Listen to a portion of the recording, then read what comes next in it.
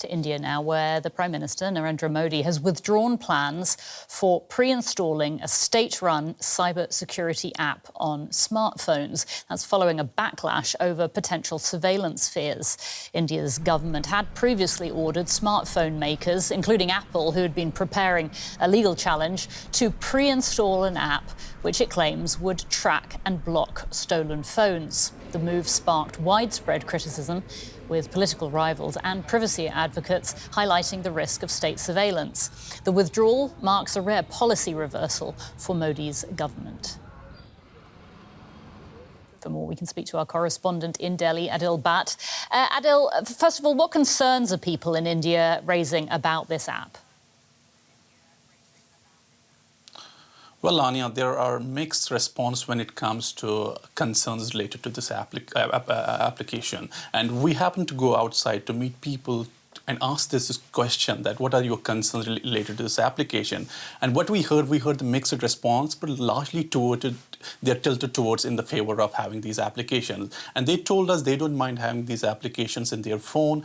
They say they trust the government because they believe if they can download applications from other countries, from Google and from China, what is the problem having this application in their phone? So that was their first. And they said people will complain. Those people will complain only who try to tend to hide something. So that was there. But then, of course, there are other sections of people. Usually, we're talking about digital advocates, civil society. They have been raising this question about the privacy and snooping. They're saying government is building this app to snoop on the people. They're trying to control what they watch, what they're gonna make calls, and their concerns are related to these questions. But when you go on the ground, people hardly they don't care about it at all. But of course, there are some students who are concerned. And we happened to meet some of these people, and you can hear the responses from them when we went on the streets of Delhi.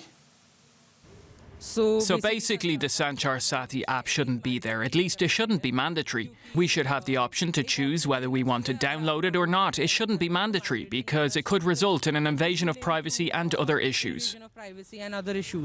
I think it's helpful to the people. Because if their mobile is stolen or it is lost somewhere, this can be located with the help of this app. The opposition parties are just opposing for the sake of opposition only.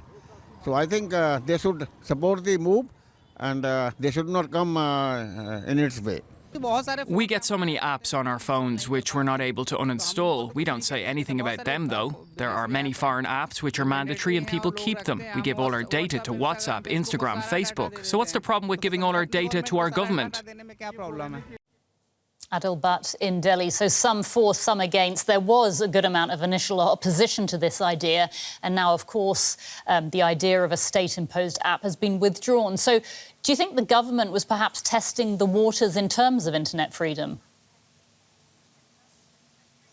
Well, government has said that they were testing the waters, but it's the digital advocates or digital people who believe in the internet freedom or opposition political party. They're saying that government was trying to test or get a kind of a sense how do people react to these kind of applications. And what we have already seen that opposition political parties are coming out and they're opposing this application. And they have said in the parliament that we won't allow government to use these applications for any citizen. And they have called, some of the opposition political leaders have called this as a kind of a big boss movement in India. They have even kind of accused the Modi government, calling it kind of creating an Orwellian state.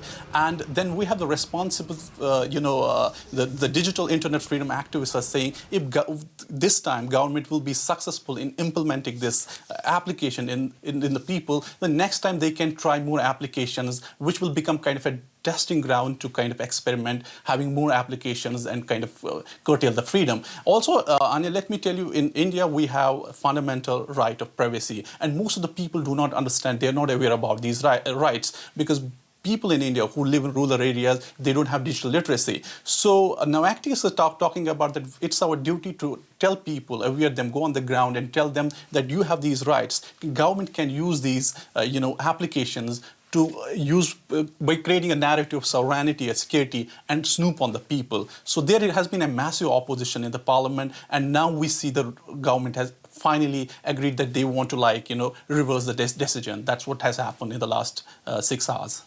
DW's Adil Bhat reporting from Delhi. Thank you so much.